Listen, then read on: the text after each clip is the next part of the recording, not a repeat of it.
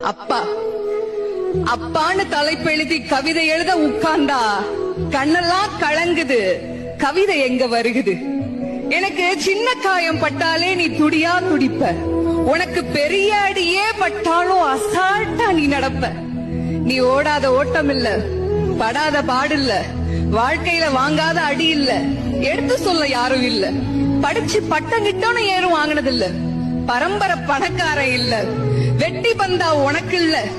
வெட்டித்தனமா ஒரு நாளும் உன்னை நான் பார்த்ததில்ல.